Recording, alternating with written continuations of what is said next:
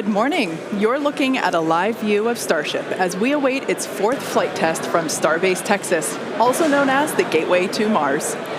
Thanks for tuning in. We're excited to be joining you once again from SpaceX headquarters in Hawthorne, California.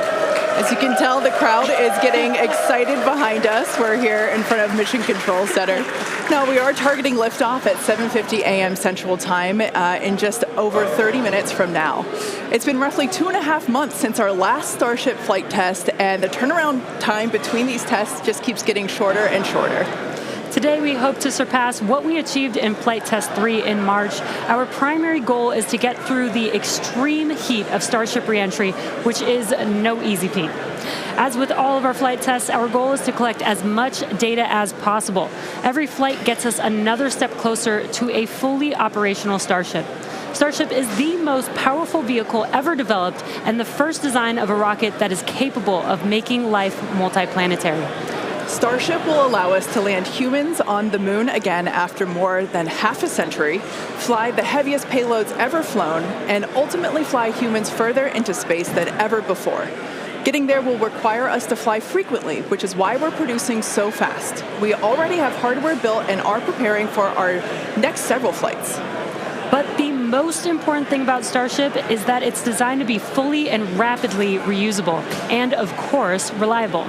We've been designing from day one to realize a vision of having an entire city of people on Mars, something we know will take launching millions of pounds of cargo and equipment into space spread across thousands of launches. The faster we can learn now, the faster we can improve and evolve Starship to achieve this vision. And that brings us to today's flight test, the fourth of many that will get us one step closer to Mars. But before we dive into the details of today's test, let's do a quick rewind and talk about our last integrated flight test, Flight 3. On March 14th, Starship successfully lifted off at 8:25 a.m. Central Time from Starbase, Texas. It cleared the launch tower and went on to accomplish several major milestones and firsts. All 33 Raptor engines on the Super Heavy booster started up successfully and completed a full duration 2-minute and 41-second ascent burn. Then we saw our second ever hot stage separation, powering down all but 3 of Super Heavy's Raptor engines and then igniting the ship's 6 Raptors to create separation. Next, Super Heavy completed its flip maneuver and ignited the 13 center engines for the boost back burn to send it towards its splashdown point in the Gulf of Mexico. All 13 engines ran successfully until 6 engines began shutting down, triggering an early end to the boost back. After descent, we attempted the first ever Super Heavy landing burn, which uses the same 13 center engines that we used on boost back. Since 6 of those experienced the early shutdown in the boost back burn, we attempted the landing burn with the remaining 7 Raptors, and 2 of those 7 reached main stage ignition. In the end, contact was lost with the booster at approximately 462 meters in altitude over the Gulf of Mexico, just under 7 minutes into the mission. Post-flight data reviews showed that the early boost back burn shutoff was most likely caused by filter blockage where oxygen is supplied to the engines. We saw a similar issue on Flight 2 and had added hardware to mitigate it, which worked to get us to our first ever landing burn attempt. Now, for today's flight, we upgraded those filters further and made some additional hardware and software changes to increase our chances of igniting all 13 engines for the landing burn. Now, turning back to the Flight 3 ship, we saw all 6 Raptor engines start successfully and powered the vehicle to space, marking the first time we completed its full ascent burn. While coasting, we completed some additional objectives, including the opening and closing of the payload door. We also transferred propellant between tanks inside the ship, which is a key test as we prepare for full ship-to-ship prop transfers in the future. Once we were into our coast, though, the ship gradually lost the ability to control its attitude or orientation, which is done with smaller thrusters around the spacecraft. As a result, the vehicle experienced some unplanned rolling. It still flew on the planned trajectory, but losing attitude control triggered the flight computer to skip a planned relight of a single Raptor engine while on orbit. And then the moment that we all had been looking forward to for so long, as you can see here, the ship's re-entry from space. This was the first time that we were able to get real live flight data on things like heating and vehicle control during hypersonic re-entry, of which we will talk more about later. Not having attitude control meant both protected and unprotected areas saw heating much higher than anticipated. But we were able to get live, high-definition views and real-time data during entry thanks to Starlink terminals on the ship, which itself was a widely successful test. This gave us confidence that we'll continue to get unparalleled insight into the ship's re-entry in order to rapidly improve. And as they say, all good things must come to an end. And for Flight 3, this occurred when contact with the ship was lost at approximately 65 kilometers in altitude, roughly 50 minutes into the mission. After reviewing data from the flight, we found the most likely cause of the unplanned rolling seen during the ship coast phase and re-entry phase was blockage of valves that help control the smaller attitude control thrusters. We upgraded these to make them more resilient and added some additional thrusters for redundancy. Overall, we learned a tremendous amount from that last flight, and capping it off with those re-entry views was truly an exciting end to the mission. Incredible. So back to today's test. Today's mission profile is similar to Flight 3, but we have new test objectives, the first of which is getting through the extreme heat of re-entry. About 27 minutes from now, Super Heavy will ignite its 33 Raptor engines and lift off from Starbase. A little more than 2.5 minutes into flight, the Super Heavy booster will separate from the ship in a hot stage separation, meaning that it'll light its engines while still attached to a partially lit booster. The booster will perform a flip maneuver, followed by a boost back burn. About 2 seconds after that burn ends, we'll jettison the booster's hot stage. As it heads back to Earth, the booster will attempt a landing burn before splashing down into the Gulf. Meanwhile, the ship's engines will remain lit for just under 6 minutes during its ascent before shutting down for the coast phase. The ship will coast for about 40 minutes or so, reaching a peak altitude of 214 kilometers. And after its coast phase, the ship will attempt a controlled re-entry, including a flip maneuver and a landing burn, before splashing down in the Indian Ocean. Now, we say attempting because, again, this is a test and nothing is guaranteed. As we mentioned earlier, the booster and the ship have to contend with some extreme conditions on re-entry. For this flight test, we do not plan to recover any hardware from the booster or the ship, with the exception of Falcon. This is no different than what happens to most rockets flying today that are expended or fall into the ocean after completing their mission. Eventually, we will land and recover Starship boosters and ships, as we do today with Falcon 9 and Falcon Heavy boosters. And in fact, we've landed 316 Falcon boosters to date. Even though recovery is not planned, the telemetry and data we receive all the way to the end is what we're looking for, which will help us continue to build a rapidly reusable Starship for the future. In other words, the payload for this mission is data. It's also worth mentioning that the hot stage jettison is an off-nominal procedure that we're using as a temporary way to reduce the weight of the vehicle for its water landing today. Yeah, exactly. Future designs give Super Heavy boosters a lighter weight integrated hot stage intended for full reusability, which will mitigate the need to jettison the hot stage. Okay, so now that we have a handle on today's flight test, let's check in with Dan. Dan, how's it going? Hey, Jesse, and welcome everybody back to Starbase for yet another Starship launch. I'm coming to you live from the Raptor's nest behind the Mega Bay. I'm here with our Pad Red team and some of our flight controllers this morning. Everything has been going really smooth.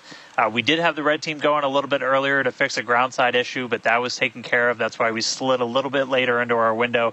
But as of right now, we are on track for liftoff at 7:50 a.m. Central Time. That's 12:50 UTC.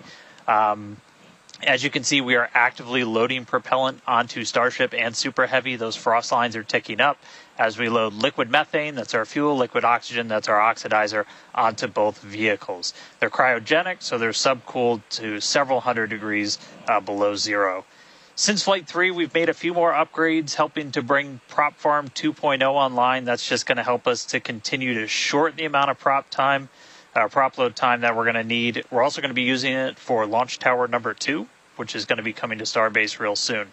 The faster we go, the less prop we're going to lose to boil off, and the better we can ensure things like temperatures are in the right range for Raptor startup. Now, those first 2 flights took about 90 minutes to load prop on board. That third, we knocked it all the way down to just 51 minutes. We're aiming for about 46 minutes of prop load time for today's op, eventually hoping to get that down all the way to 40, which for some context, that's just 5 minutes more than we take to load Falcon 9, but we're doing it with 10 times the amount. So this morning, ship prop load started at T-minus 50 minutes, booster at T-minus 43 minutes. We're going to pause the ship main tank prop load in just a couple of minutes to do the header tanks, which are going to do that attempted ship landing burn. We expect the ship to close out all of its prop at about 3 minutes and 20 seconds before liftoff, and then booster at about 2:50. Now, our final countdown sequence is going to look very familiar. It's going to be the exact same as it was on flights 2 and 3. So we'll light those engines, and then about 4 seconds later, we will actually see it lift off. But I mean, right now, we are just under 23 minutes away from launch. We're not working any issues either with the vehicle, the range. Weather is 95% go, so not dealing with any winds or weather issues today. If we do have to scrub, our next attempt would probably be about 48 hours from now. It's all going to be driven by commodities and just how far we get into the count. But everything looking good for liftoff just about 22 and a half minutes from now. I'll check back in with you guys in a few minutes, and I'll send it back over to Kate and Jesse. Excellent. Thanks, Dan. Flight tests like today are the fastest possible route for us to dramatically improve Starship's capabilities. The Starship flying today has already seen a number of changes based on what we learned from Flight Test 3 in March, which was only 2.5 months ago. Development moves really fast here at SpaceX. Let's take a closer look at the iteration of the vehicle flying today. Starship is comprised of two elements, the ship, which has 6 Raptor engines, and the Super Heavy booster, which has 33 Raptor engines. The current iteration of Starship is essentially an experimental vehicle flying for development. Starship 2 will be capable of carrying more than 100 tons to orbit, and Starship 3 will be able to handle more than 200 tons to orbit. Compared to Saturn V, the rocket that first took astronauts to the moon, Starship has more than twice the thrust. And with a few planned upgrades, Starship will have 3 times the thrust of Saturn V, plus the added benefit of full reusability. The amount of mass that we're able to launch per rocket is crucial to creating a self-sustaining city on Mars. Now, to get a sense of how big Starship is, let's start with the average-sized human, which is about 2 meters high. And towering over our average human is the length of the Millennium Falcon, which comes in at 35 meters.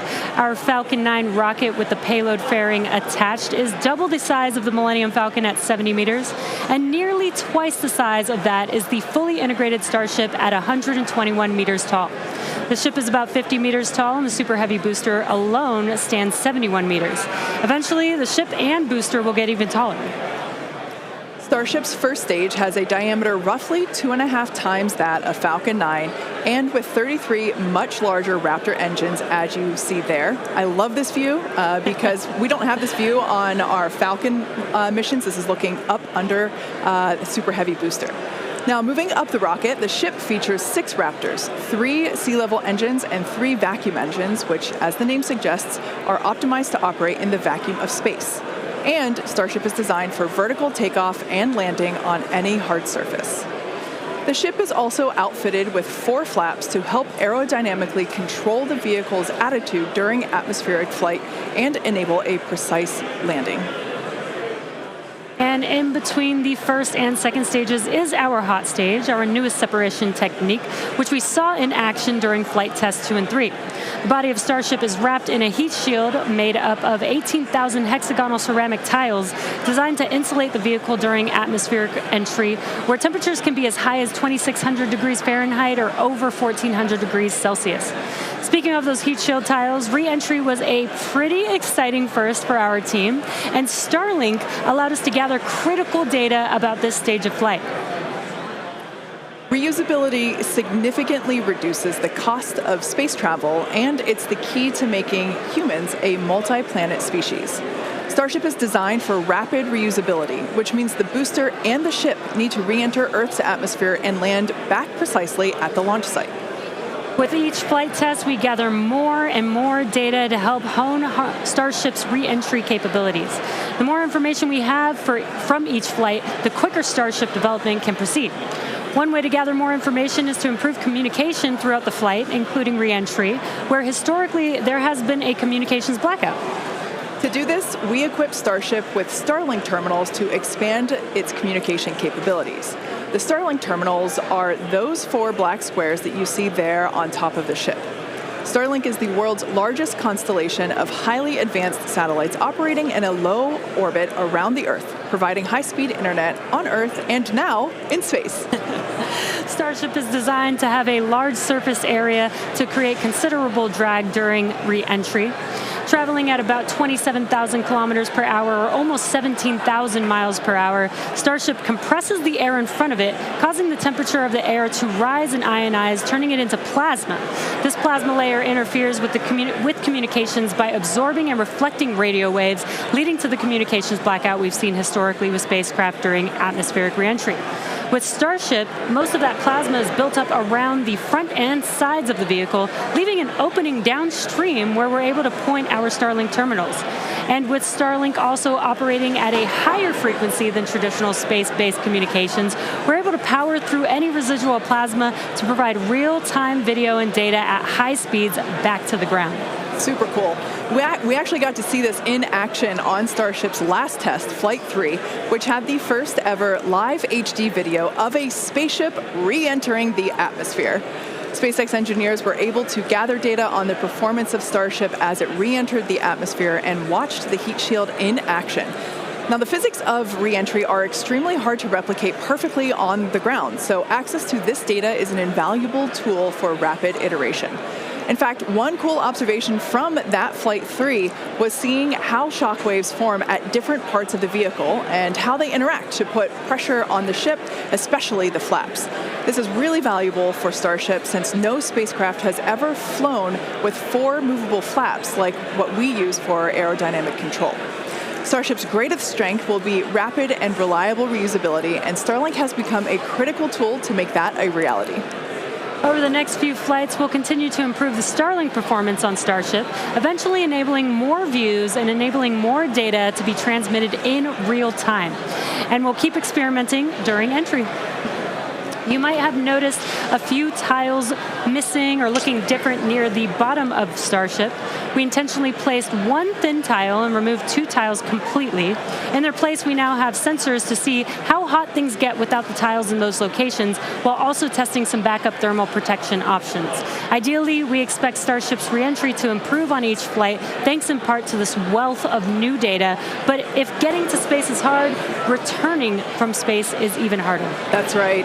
No one has ever succeeded in creating a fully and rapidly reusable heat shield. So we could see some spectacular failures before we get this right.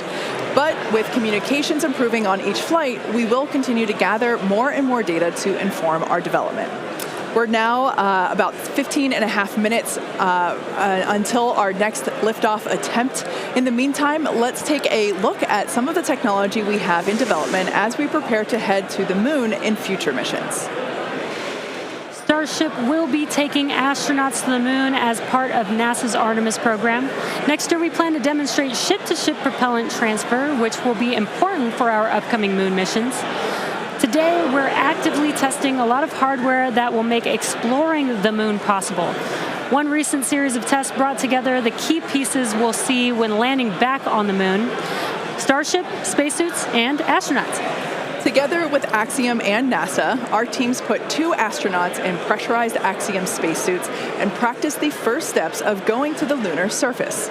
The team used test builds of a Starship airlock, as you see there, and elevator to gather data on how well future Artemis astronauts will be able to move around once fully suited. Tests like this are incredibly helpful for engineers designing these systems, as they have the opportunity to get feedback directly from experienced astronauts Peggy Whitson, who is on the right of this photo, and Doug Wheelock, who's on the left. You can see them in action during this elevator test. SpaceX will perform 1 uncrewed demonstration flight before NASA's Artemis 3 mission, which will be the first human surface expedition since 1972. After those first expeditions, we'll be ready to fly more people along with everything it takes to build a moon base. In many ways, Artemis feels like an extension of the human spaceflight work SpaceX and NASA have been partnering on for some time now. In fact, we just celebrated the anniversary of the Demo 2 mission. That's right. Just 4 years ago, on May 30th, 2020, SpaceX launched the first crewed test flight of our Crew Dragon spacecraft. Dragon carried NASA astronauts Douglas Hurley and Robert Behnken to the International Space Station in the first crewed orbital spaceflight launched from the United States since the final Space Shuttle mission in 2011, and the first ever operated by a commercial provider. You can see Bob and Doug there on your screen. That was certainly a memorable day for all of us here at SpaceX, one that we fondly think back on. And it's exciting to think about Starship being the next to take its first astronauts to the moon. In tandem with Starship development, all of our operational human spaceflight missions are helping us prepare for those future trips to the moon. Our upcoming private astronaut mission, Polaris Dawn, you can see the crew there on your screen. They will play a big role in testing procedures that will be relevant to our moon and eventually Mars missions.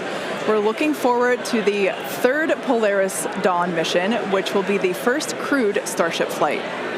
The Polaris Dawn crew will attempt to reach the highest apogee ever flown by a spacecraft, and they'll also be performing a spacewalk, or extravehicular activity, wearing SpaceX's newly designed spacesuits. They'll also be testing space-based communications, which will be critical to future deep space missions. The Polaris Dawn mission is currently targeted to launch no earlier than July of this year, so stay tuned, because that is going to be a very exciting mission to watch. In the meantime, at T-minus 12 minutes, let's check back in with Dan on today's countdown. Hey, thanks, Jesse. Everything continues to go real smoothly. It's been a real quiet day so far. The board looks really clean, not tracking any impediments to a launch just under 12 minutes from now. Prop loads continuing. Looking at the numbers real quick, we're about 85% full on the ship. We did pause to start filling those header tanks on ship. Again, those are the two smaller tanks in the very top of the nose cone that we're going to use for that attempted landing burn with ship. And with the booster, we're just at about 75, 76% or so on our methane and LOX, so getting pretty full there. Those are going to continue down to about 3 minutes and 20 seconds before liftoff. That's when we'll close out all the prop on the ship. And then T-minus 2 minutes and 50 seconds on the booster. A lot of work also going on in the background. Our range safety teams working to make sure the area, not just around the pad, but in the sea space out in the Gulf and also in the anticipated entry point in the Indian Ocean are clear. We're not tracking any blockers, any boats, anything like that in the zone right now, but their work literally continues right up until those last couple of minutes. So they're working pretty hard to make sure everything stays clear. But right now the range is green. I already talked about it in the beginning. It looks a little bit cloudy, but weather not a concern today. Really light winds. We only had about a 5% chance of violation when we started this morning, and that's held. So everything continuing to look really good for launch so far. The pad itself is getting ready. Reminder that we're going to light those engines about 4 minutes before it actually takes off. So you'll see them start. The 33 engines on Super Heavy start to light prior to that T0, and then about 2 seconds after we'll start to see first motion. But everything looking great. Just coming up on 10 minutes until launch. Getting excited down here, ready to feel the rumble. I'll send it back to you guys over in Hawthorne. Thanks, Dan. Teams are also getting excited here at SpaceX headquarters in Hawthorne, California. There is a pretty large crowd now gathering outside of Mission Control, located just behind Jesse and I. Now, actually, you can see it there on your screen. There they are.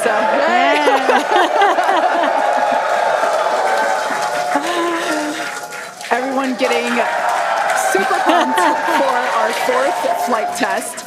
Now, as a reminder on that note, today is just a test, the fourth of many future flight tests of Starship before it becomes fully operational. So whatever the outcome and however far we get, we can promise excitement. This rapid iterative development approach has been the basis for all of SpaceX's major innovative advancements, including Falcon, Dragon, and Starlink. Today, we've successfully landed Falcon 9 boosters 316 times, changing humanity's understanding of what's possible when it comes to rocket reusability. And even though we are not recovering the booster or ship today, test flights like these provide critical data through every phase of flight. which will get us closer and closer to full reusability, and we have a lot more tests planned for this year. When we start recovering Starship boosters, we'll want them to return to the launch site for a quicker turnaround, which you can see in this animation on your screen. And that's when the tower reveals its dual purpose. After launch, the arms or chopsticks on the tower will help guide the booster into position to ensure a precision landing. And our goal for the near future is to have 4 launch towers, 2 in Cape Canaveral in Florida, and they will look very similar to the ones that you see here in this animation. As we know, we find that our renderings tend to end up looking really similar to real life. So while this is a rendering, we do know we can look forward to this in the future. Like I said, we're going to have 2 at Cape Canaveral in Florida and 2 located at Starbase. Starbase will continue to be used for flight tests, and the towers at the Cape will come online as we prepare to fly operational Starship missions. In fact, we recently upgraded the actuators in the chopsticks, which are responsible for swinging those arms in for a catch. And we'll be testing an operational step on this flight by moving the chopsticks to the catch position immediately after Starship flies away. That's going to be really incredible to see. As we mentioned, we have a lot more tests planned for this year, so we need a lot more hardware. Today we have ships and Super Heavy boosters built and either ready to launch or in testing for the next several flights, with more coming off of the production line as SpaceX's Star Factory continues to grow. The latest phase of the factory currently under construction will come online this summer, giving us several 100,000 more square feet of space. Yeah, when you step into this factory, it is truly inspirational. My heart jumps out of my chest every time I'm there. Now, this will enable us to increase our production rate significantly as we build toward our long-term goal of producing 1 ship per day. And coming off the production line soon, Starship version 2. Now, with all that being said, let's check back in with Dan for the latest as we head into the terminal count. Hey, thanks, Kate. Everything still looks great. We're getting ready to launch. We are just under 6.5 minutes away. You can see when we throw up the graphics for prop load that we're almost closed out. Ship more than 90% full. Those header tanks are done. And then the boosters right coming up on 90% real soon.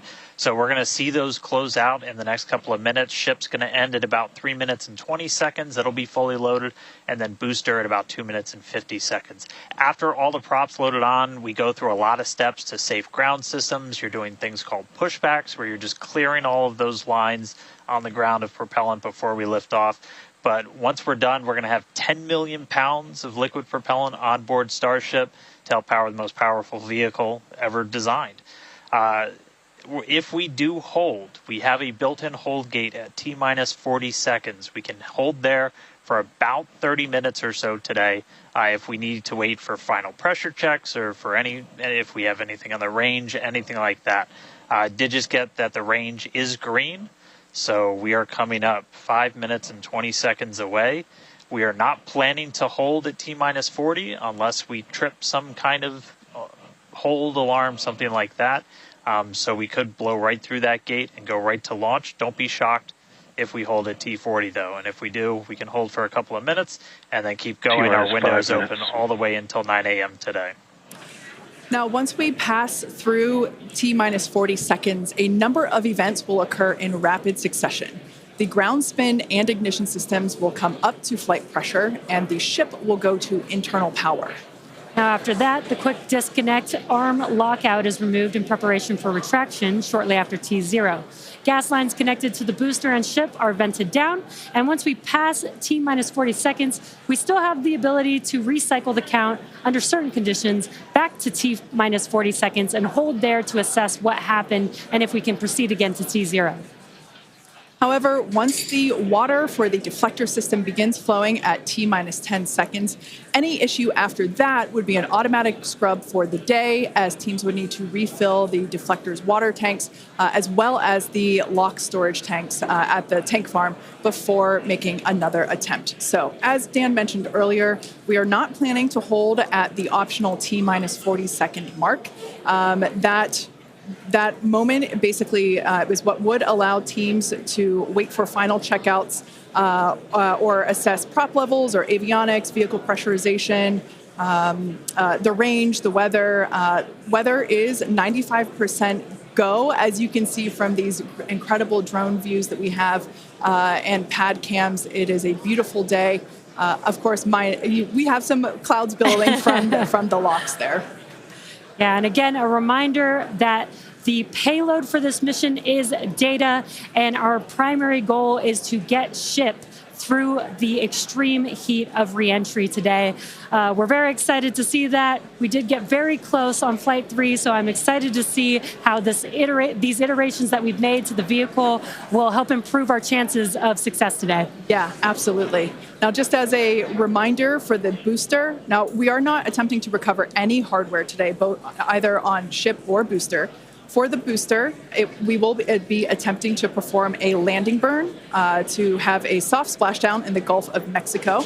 We made some improvements from our Flight 3 learnings, so hopefully that will work and we'll see a successful soft splashdown. For the ship, we're hoping to demonstrate controlled re-entry, including a flip maneuver and landing burn, and that will be followed by splashdown in the Indian Ocean. That is the same target as we had on Flight 3, so everything should look pretty similar in that regard. And we just heard the call out there that all prop load is closed out, so at this point, there is like 10 million pounds of propellant on board Starship, which is incredible. This is getting very exciting. We are just about 2 minutes away from T0.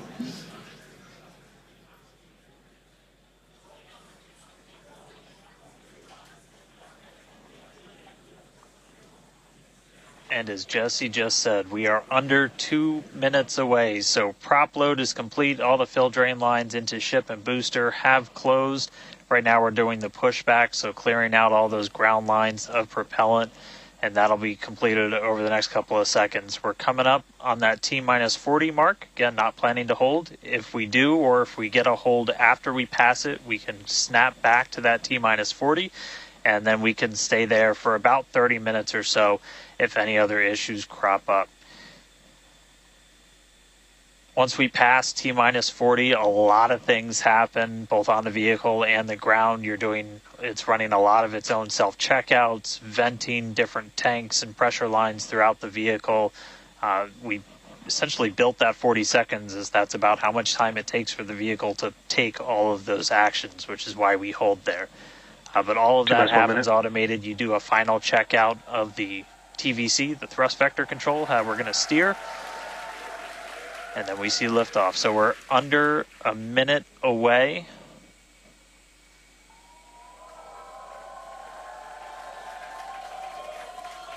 "45 seconds and counting. Good event, gate met. All right, now as we close in, we are past the 40-second mark. So let's listen in. Flight Director is Ty Huntington's going to take us through one more time for a Starship liftoff.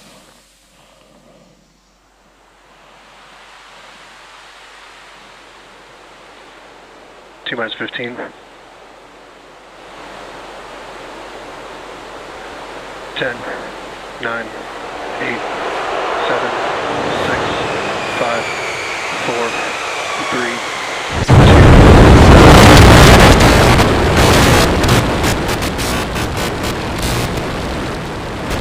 We have liftoff.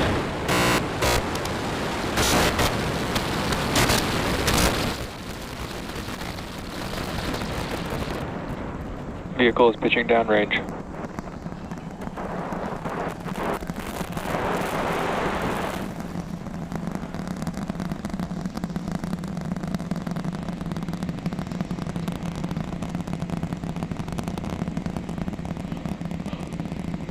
All right, 30 seconds into flight. The rumbles are still building here in the Raptor's nest.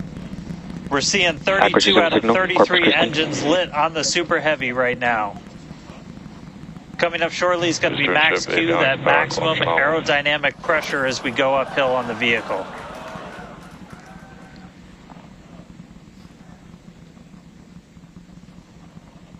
Max Q. All All right, we just passed through max Q, so we're going to continue on up. We still have about a minute and 30 seconds until we get to stage separation. Starship now flying faster than the speed of sound.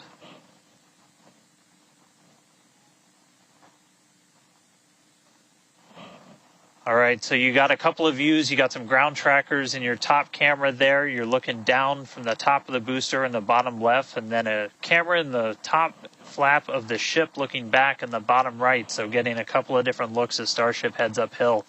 Once we get the hot staging, a lot of things happen all at once simultaneously.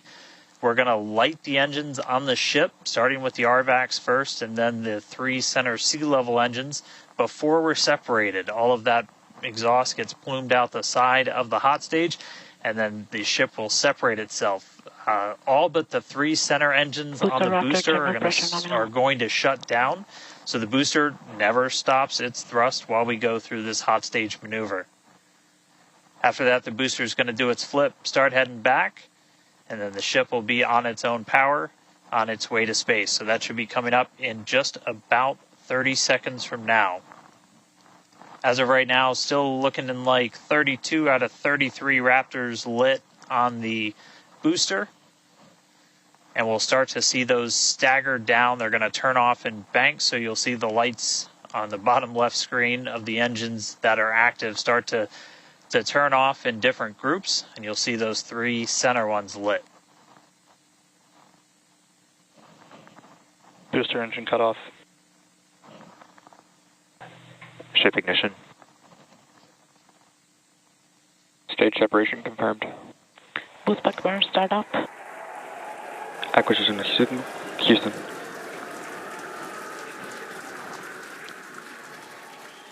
Hot stage confirmed. Ship under its own power. Booster boosting back. Looks like all 13 are lit. Kate, we got a booster on the way back to the Gulf and a ship on the way to space. Acquisition signal. Stennis. Ship chamber pressures are nominal. Ship power and telemetry nominal. All right, the first stage currently performing the boost back burn. This is expected to last a little over 1 minute. This propels the booster back toward the coast, taking it to a landing in the waters of the Gulf of Mexico.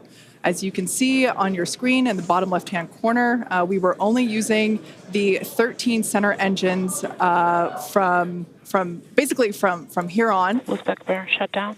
Heard confirmation there of good boost back burn shutdown. H2 tank pressures are nominal.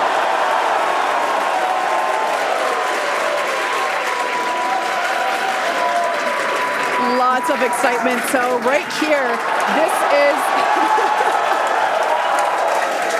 this is our view of the jettisoned hot stage. As we mentioned, this is a temporary fix to help reduce the weight of the booster, the Super Heavy booster. Future iterations will have a lighter weight integrated hot stage structure that won't need to be jettisoned. Now, after we jettison that hot stage, the booster will begin to attempt its water landing in the Gulf. In the meantime, the ship will coast for about 40 minutes or so up to an altitude of 214 kilometers.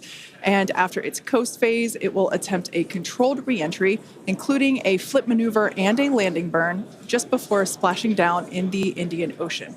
But as a reminder, we are not attempting... Trajectory nominal. Good news there. Trajectory is looking good for the ship, which is on the right-hand side of your screen.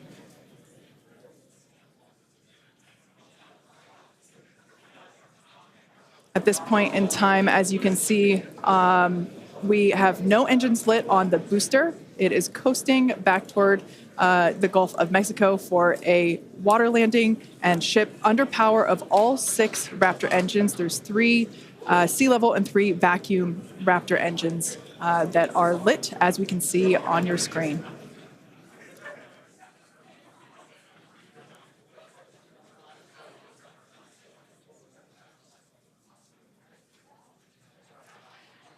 These views have been looking incredible. Super Heavy has been performing beautifully today. And you can hear the crowd is very excited about it. As a reminder for Booster, the primary goal today is to do a landing burn and a splashdown in the water. And we are just about 30 seconds away from that landing burn expecting to begin. And an incredible view from the forward portion of the booster. This is basically on top of the Super Heavy booster where we have jettisoned that hot stage. So now we can see this incredible view of Earth as it's making its way back down to the Gulf of Mexico. Right now, the booster is using the 4 hypersonic grid fins to guide itself through atmospheric re-entry.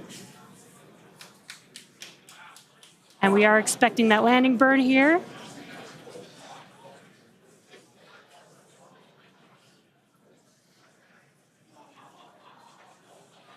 And we will be igniting 13 engines, and this is a great view. On your left-hand side is 3 views from the booster, and your right-hand side a view from the ship. And you can see those grid fins on your left-hand screen rotating and turning to guide the booster, and there's that landing burn.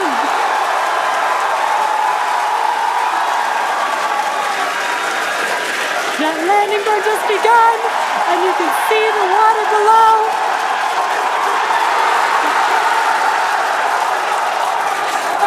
We have splashdown.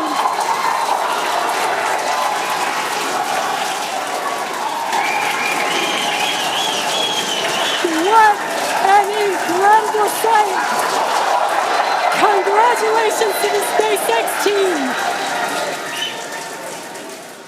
Ship has entered terminal guidance. That was absolutely incredible. The first successful splashdown of the Super Heavy booster. Loved seeing it just tip over into the water before losing that footage.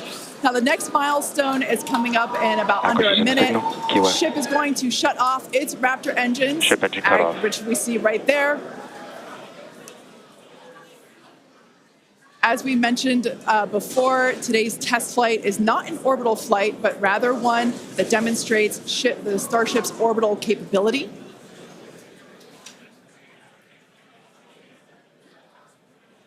So right now we are under power with just the 3 center Raptor engines.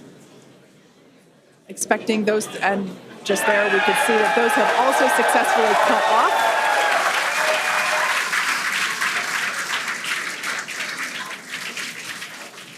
Ship FDS is saved. What an incredible Nominal orbit insertion. Oh, there's great news there. The call out we were hoping to hear. Amazing views once again from Starship. We have our second Starship in space. These live views being brought to us by Starlink, which is on board the ship. Dan, what an incredible view we have once again. So exciting. We got another ship in space. I'm like still jumping up and down. I'm like, this whole building was going absolutely insane when we saw the booster hit the water. I mean, wow. Congrats to everybody that's just been putting in insane amounts of hours on everything to make this thing a reality. And I feel like every single time we do one of these, we're seeing something wildly new. We got to see the hot stage jettison and the booster in the water. But just to recap real quick over everything that's happened. So we lifted off at 7:50 a.m. only 9 minutes ago. How has it only been 9 minutes? 7:50 a.m. Central at 12:50 UTC. We saw 32 of the 33 Raptor engines on Super Heavy make the ascent. We had successful cutoff, successful hot staging. All 6 engines on the ship powered it all the way into a nominal orbital trajectory. And we've already been getting some live views from the ship on board. After that, the booster was able to do its boost back burn. Oh, this looks like we're actually getting some views from the ground still, potentially from Florida, of the ship as it's up there. That's a view from some of our tracking cameras on the ground in Florida.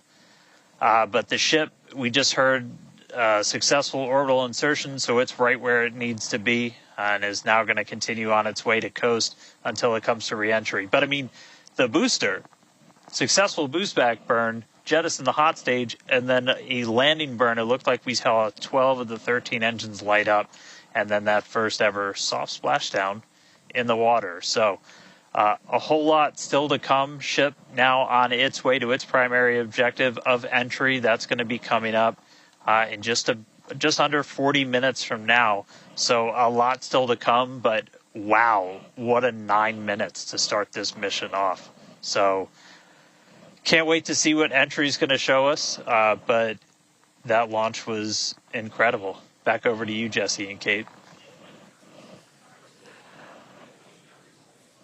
Wow. I am still trying to catch my breath here. That was some incredible views that we have never seen before. It has been nonstop since liftoff, and with the booster having completed its job for the day, we're going to take a short break for about the next 28 minutes, and we'll return while we're going to take a break while the ship is continuing to coast before re-entry. Exactly. As with Flight 3, Starlink may enable us to talk with the ship through re-entry with no communication blackout. We are still testing Starlink during this phase of flight, so of course nothing is certain.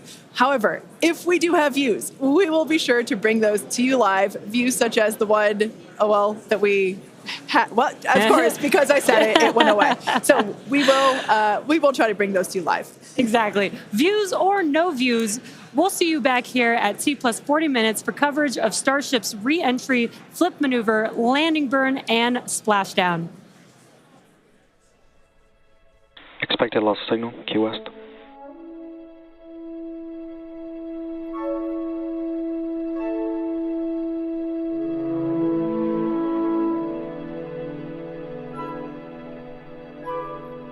Expected loss signal, Cape Canaveral.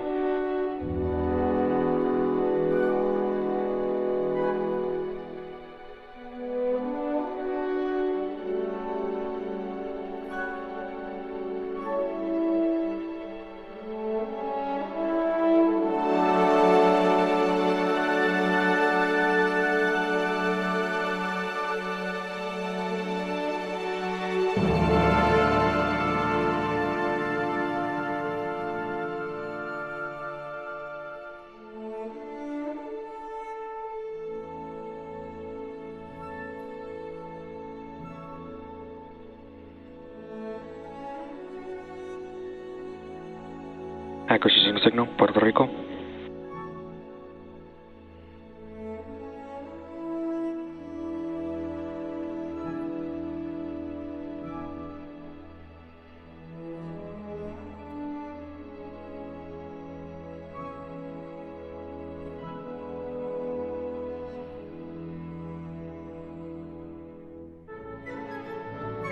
RVAC pre-valves are open.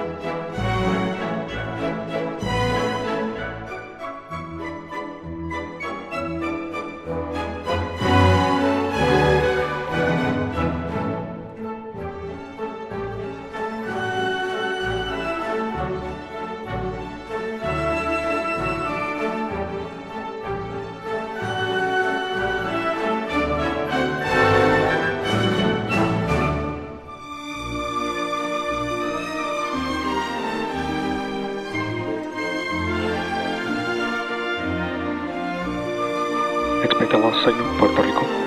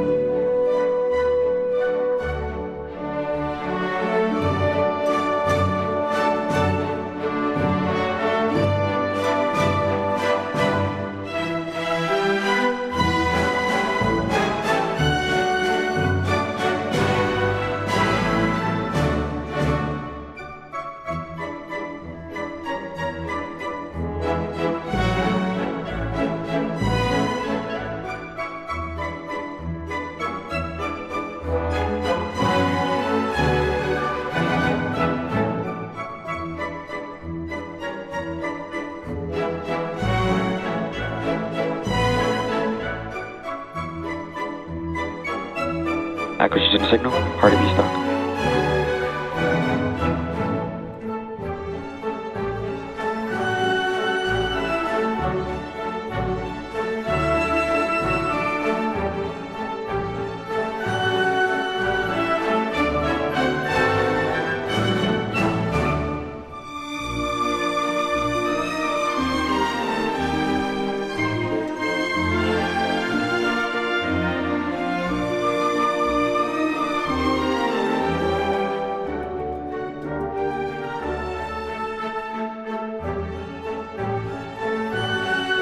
Starship is slowing to entry attitude.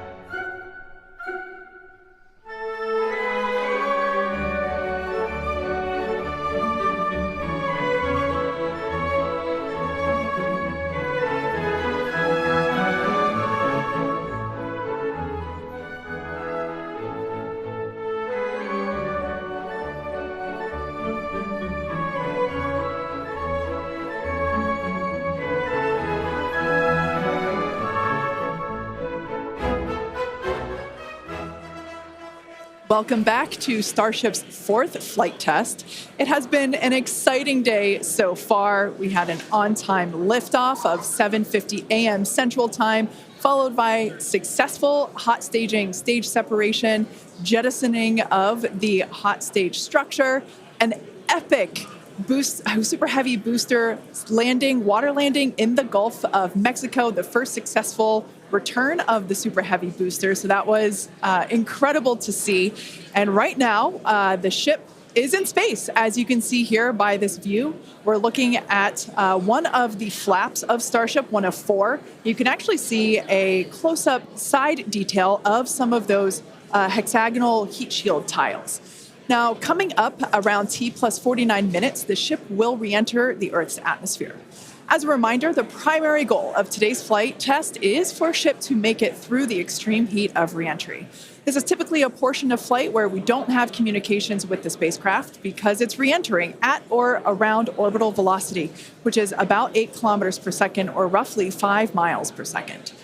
At those speeds, the spacecraft moving through the atmosphere results in friction and creates a plasma field around the vehicle. That blanket of plasma distorts, as you can see, that plasma blanket, which you can kind of see here, distorts communication frequencies, so we're left with a brief blackout in communication.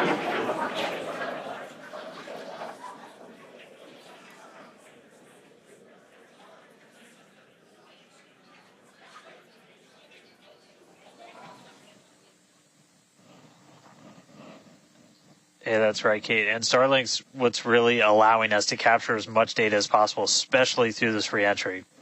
Updated animation landing burn. I hope we get to see it for real today. But these live views that we're getting now and we're going to continue to get are through Starlink. That's going to allow us to get as much data as possible, which we've said it before. We're going to say it 9,000 times. The data is the payload on these flights. So as much as we can learn, that's just going to pay dividends on all of our future flights and help us get Starship to an operational phase. Reentry, obviously a really critical phase of the flight, and it's the one that we're now most focused on cracking to get us closer to that full reusability. Starlink is going to be able to send us data back all the way through reentry. We've done some additional testing, and we're expecting to be able to get data from Starlink thanks to its high frequency and kind of the orientation and everything of Starship all the way through reentry. And then got a new view here. We have two external views. We had this one on Flight 3. We've got two for this one. And we're going to continue adding views as we continue to evolve Starship. Again, this is an experimental vehicle. Believe me, I want as many camera views as you all do.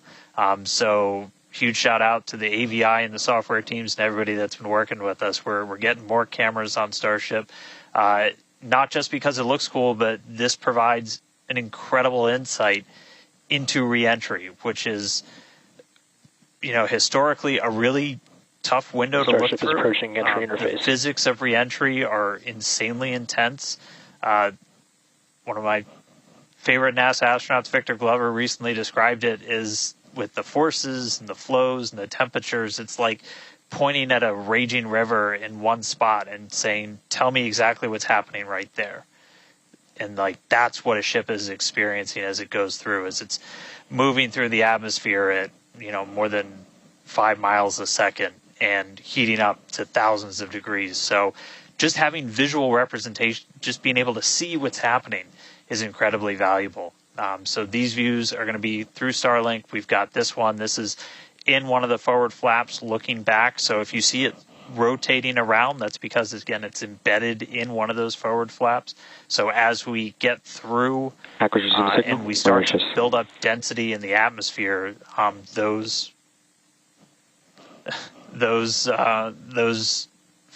view is going to move around as the flap does. And then the other one we had a little bit earlier is looking at one of the other forward flaps on the other side. Eventually, we're going to keep adding more cameras to Starship, get a couple of different views from the outside of all the different areas, and then also eventually to be able to see payloads once they're deployed. So a lot more exciting stuff coming up in the future. But right now we're getting closer to reentry. Again, we're going to be moving at hypersonic speeds at more than 5 times the speed of sound. We're going to see that plasma start to build. So, Kate, Jesse, excitement coming up. Yeah, as you can see with that view on your screen, again, high def brought to us by Starlink. We can see the plasma beginning to build as the ship is getting closer to the Earth's atmosphere. Now, let's talk a little bit about how Starship will survive reentry, hopefully, and control itself. Exactly. We've been talking about this entire flight test. There's 18,000 hexagonal ceramic tiles surrounding the bottom portion or the Earth-facing side of the ship. Through 100 kilometers altitude, good altitude for entry. Great call-outs there. Now, during atmospheric reentry, the vehicle is going to see temperatures as high as 2,600 degrees Fahrenheit or over 1,400 degrees Celsius. So those tiles are there to help protect the vehicle from this extreme heat. Yeah, and the flaps will help control it. Now, one noticeable difference I see immediately, those flaps are not moving as much as they were on Flight 3. So that is a great sign, right? We had unplanned loss of roll control on Flight 3, so we added some additional thrusters, and we can see that they're working well, and we have a much more stable view. So those flaps, there's 4 of them, 2 at the top and 2 at the bottom. They're made out of stainless steel. And they help steer the ship, which, as we can see, the plasma continuing to build. Now, if the ship survives reentry, it will have to perform a flip maneuver as well as a landing burn. We saw this demonstrated in a couple of high-altitude flight tests back in 2020, 2021. Similarly, temperatures increasing on the nose within expected ranges. Great news there. It sounds like the temperatures that we are getting during this point, which again, we usually don't get during spaceflight because of this plasma. We're getting this live. This is a great news. So similarly to, for example, the serial number 10 test that we saw a couple years ago, we're hoping to duplicate that again today. Hopefully we will see it live. And basically the 3 center engines of the ship will reignite and gimbal or point to help flip the ship until those engines are pointing down so that it can land vertically using Raptor's thrust. And as you can see, even from the beginning of the program, we've designed Starship to land on Mars where there are no runways or other humans to help out. We also want rapid reusability, so we're doing... The vehicle is passing through 85 kilometers altitude. The flaps have control of the vehicle.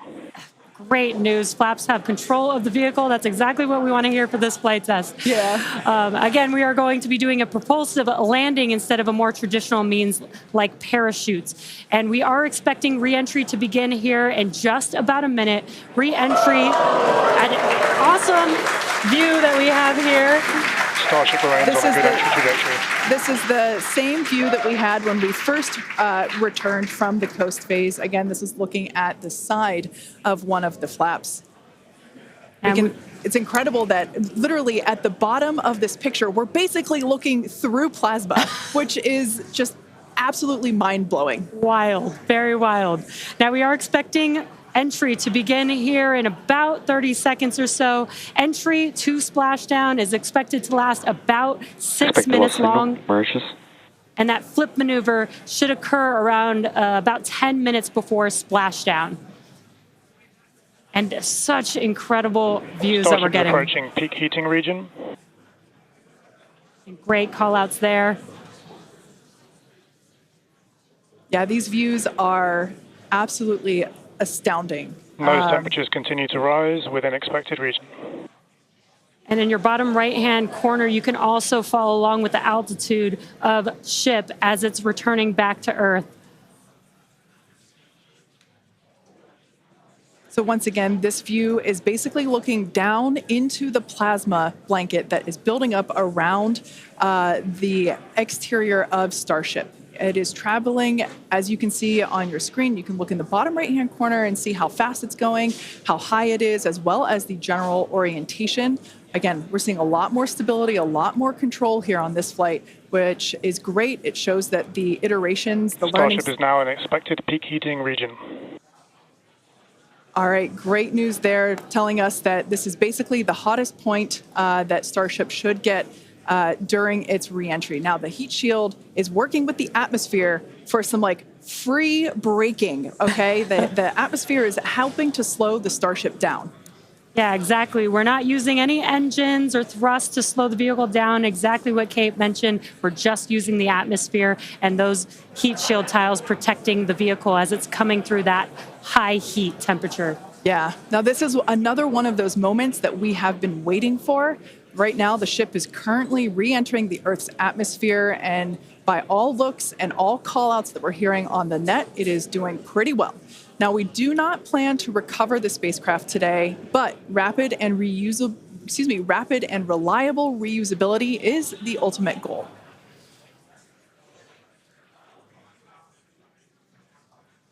And just pausing to just take in this incredible new and different view that we're seeing. We did get a similar view in Flight 3, but again, the vehicle did lose a little bit of its control, attitude control, and this is a very stable view. This is great. This is exactly what we want, and we are hearing that we're getting expected call-outs. Mm-hmm. Absolutely. Starship is seeing half a G of acceleration, remains on a good entry trajectory. You know, it's incredible to look at this photo and wonder, wait, is it real? Is it frozen? We can see so I was just going to say Those temperatures have stopped increasing. Oh, that is great news. The temperature is no longer building. But I was saying, we have a little bit of indication there. We can see that streaking that occurs and tells us that this is indeed a true view. So once again, we are looking basically through the plasma that is building up around the exterior of the ship. And I still cannot get over that we are getting a live view of re-entry right now, live on your screen. Again, we've said this over and over, but all thanks to Starlink. We are able to use Starlink in space, which we're getting this incredible data. And not only just the data from the sensors, but getting live imagery of what is actually happening, which is great, which we've never been able to do live before. Right.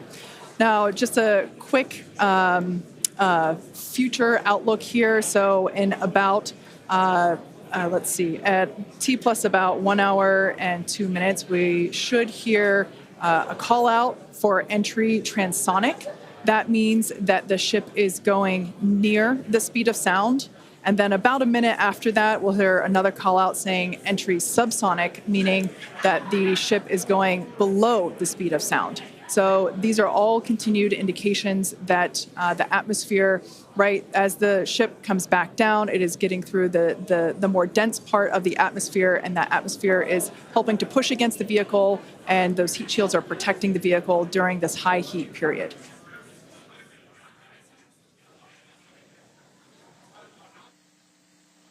Yeah, Kate and Jesse, we're starting to see as the atmosphere gets denser, you're starting to see a few more particles make an appearance in the plasma there. You can see you're looking down at the aft end of the ship in the top left, and you're seeing essentially the flame build up as we go through reentry.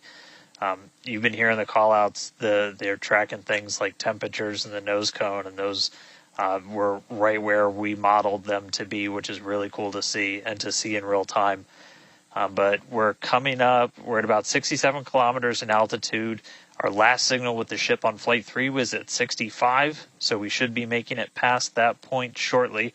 Obviously, as you guys pointed out, we're in a much better control this time as we re-entered in the right attitude, and our flaps have been steering the way so far. Once we get through transonic, that's when you've got essentially for Raptor landing bird.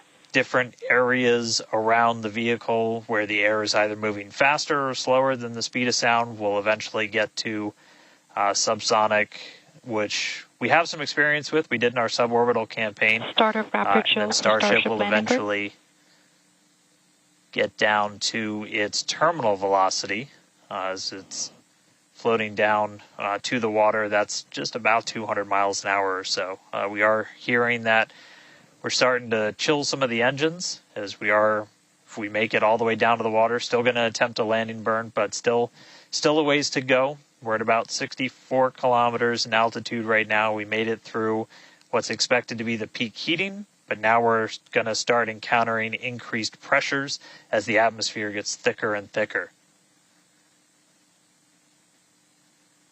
So we're at 63 kilometers, so we've already made it farther than we did on our last flight when that last signal was coming at 65 kilometers. So again, what we're really looking at here is the performance of the heat shield, of the flaps, of the seals in the flaps. There's just a whole bunch of different areas that we're keeping a really close eye on as we re-enter.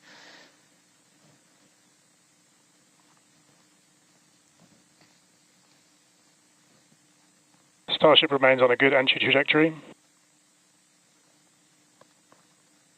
And looking like we're still on a good trajectory. If you're seeing little camera moves, that's the flap moving as it continues to maintain the attitude of the vehicle as it re-enters. And I mean, not just camera views, but we've got sensors inside the ship. We've got those sensors down at the very aft end of the vehicle where we pointed out we had some intentionally missing tiles, where we've got some sensors looking at just how hot it's getting around there. We intentionally put those in essentially the least critical part of the heat shield, where if you had any kind of a breach, it wouldn't be great for reusability, but wouldn't be critical for actual making it through the reentry into the landing.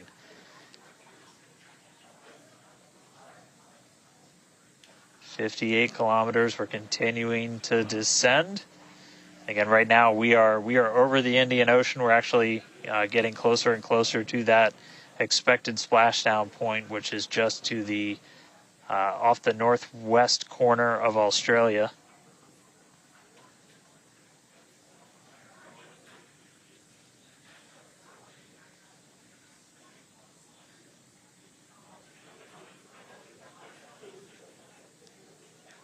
And if you keep an eye on our speed, the speed is dropping. We're hitting the thicker part of the atmosphere now. The speed's going to start dropping precipitously. We're going to start getting to transonic pretty soon, and then after that we'll get into subsonic, where we're moving less than the speed of sound. But wow, what a light show so far!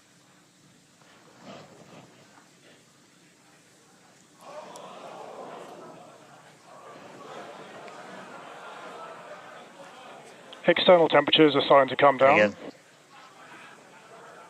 this camera view is looking right at one of the forward flaps. And we're strategically putting some cameras around the vehicle to just look at the different areas. Looks like we got the flap starting to come apart a little. Yeah, it does appear that we have a little bit of burn through there. We can see pieces of the vehicle flying off. What a show it has been. It's been like watching Interstellar or something. This is wild to see this, but the ship is still coming down, which is incredible to see. How far can it go? That is the question. Keep your eye on the altitude in the bottom right-hand corner. We're at 54 kilometers right now. Now, ultimately, the data is the payload today. We've been saying it multiple times. Our teams are sitting, reviewing this data live, learning where the hot spots are. As you can see, there's an obvious hot spot there with the flap, and learning how we can improve this design. The goal was to get as far through this high heat re-entry as possible. Ideally, we'd love to make it all the way down and perform that landing burn and flip maneuver, but we may not get that far today. We will see. Again, this is a test, and we are gathering as much data as possible, visual data as well, which we can see here. We are getting a lot of debris covering the camera on your screen, but we can still see some of those sparks and flames from that high heat as ship is making its way back down to Earth. Ship now at 50 kilometers and closing. The good news is we still got, looks like that camera lens just cracked. It's safe to say ship's getting a little beat up, but that's to be expected on a test flight. We are still learning how to improve the ship for total survival and recovery of the high heat reentry. I'm honestly impressed that we're still getting this live view despite how much debris is coming off of this flap right now. The fact that we've got it is good news. And I may have jinxed it. I apologize. Look at that. It's back. We are still going. And the teams here at SpaceX are excited, as you can tell by the cheering behind us. There's still a sizable crowd here at Mission Control Center, Hawthorne. A splashdown is expected in just about 4 minutes from now. And we're still moving. We still have live views. Starlink is doing an incredible job. Maximum entry dynamic pressure. External temperatures are dropping. Okay, good news. Those external pressures are dropping. The question is, how much of the ship is left? We can't really tell. We can still see some of that particulate coming off. And unfortunately, we do have a cracked camera lens.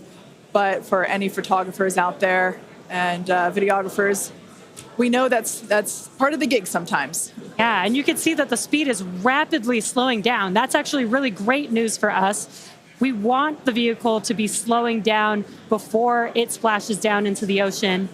That'll help set us up for that flip maneuver, engines first down into the water. Exactly. So we have seen this flip maneuver demonstrated on previous high altitude flight tests like serial number 8. Oh, more views. Or I should say, more light coming through the view that we have through that cracked and dirtied lens there. But yeah, so we're hoping that this flip maneuver, that we can pull it off as soon as we get those views back. If we can get them, if the ship is still around, we will bring it back to you. Vehicle has passed maximum dynamic pressure. That is great news. Maximum dynamic pressure being the moment in which the vehicle experiences the greatest amount of aerodynamic pressure.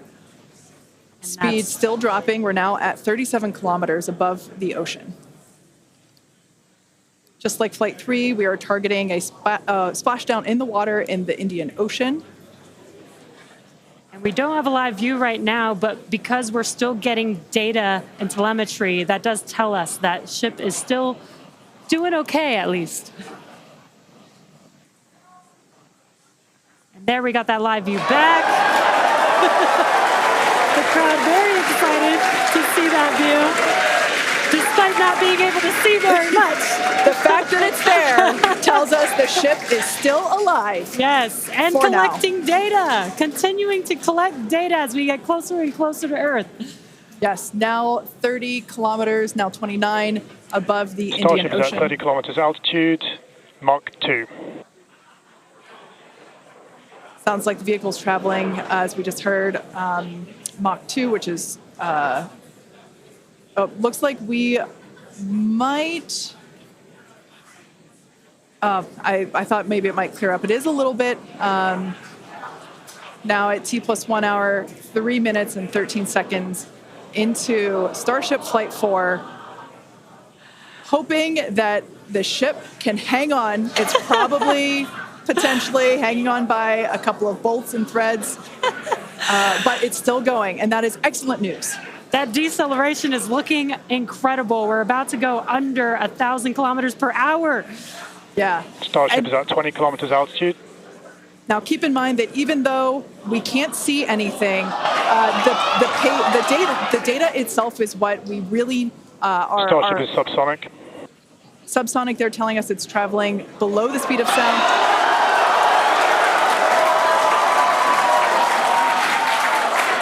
That movement means the flaps are actuating. I think we can see something. This is a nail biter.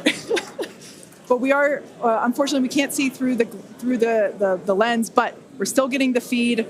Starship is now 11 kilometers over the ocean. All this data is incredibly important, even if, it breaks up right now.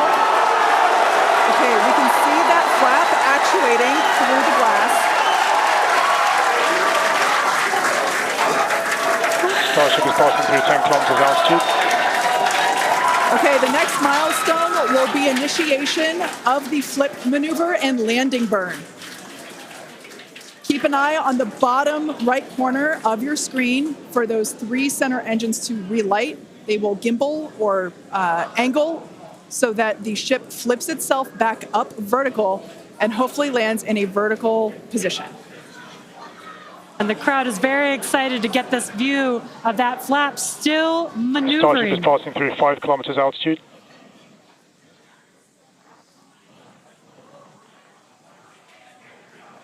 This is incredible. We're getting very close to splashdown. These fireflies are such a good sign of life right now. We wish we could see more, but we'll take it. Starship is at 2 kilometers altitude, terminal velocity.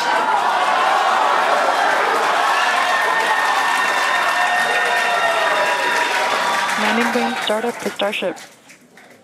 All right, good news there.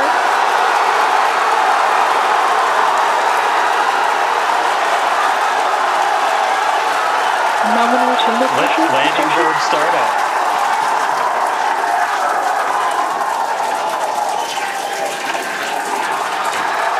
Starship is in landing burn.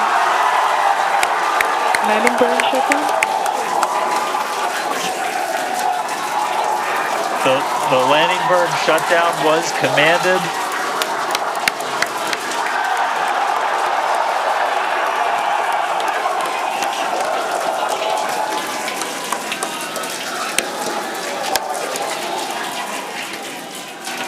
Wow. I mean, it was a little bit of use your imagination as you were going down with what we could actually see, but we were able to hear the ship did its landing burn. It sounded Starship like we might have got shutdown. 2 engines.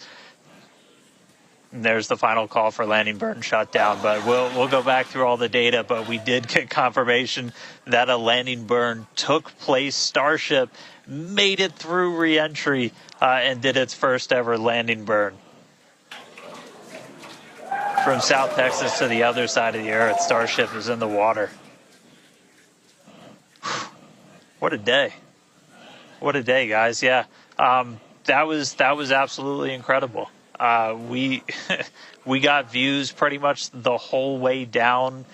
Analysis said it could do it. We weren't sure if it was going to be able to happen, but Starlink powered through, and we were able to get signal. We started to get some debris on the cameras and everything, but we were able to see it. So, I mean, what a day. Just recapping, everything started off today. We lifted off from here in Starbase just about an hour ago. It feels like a lifetime.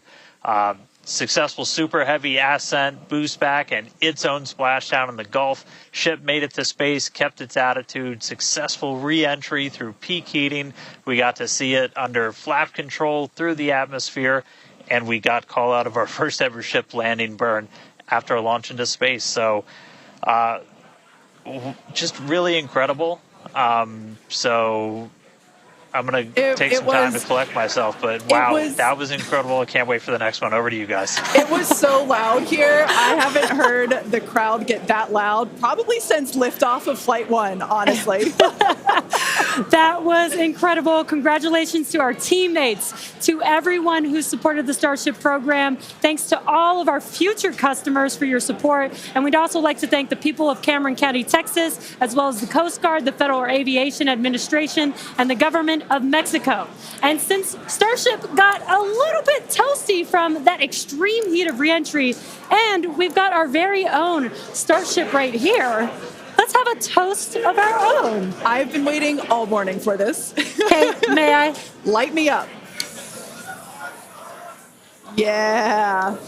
Just like Starship, I like this toasty. I'm keeping this. Now, we've got more Starship test flights coming to you soon. Be sure to follow the SpaceX account on X for more updates from today's test flight and future Starship tests. Thanks for watching, and we will see you next time.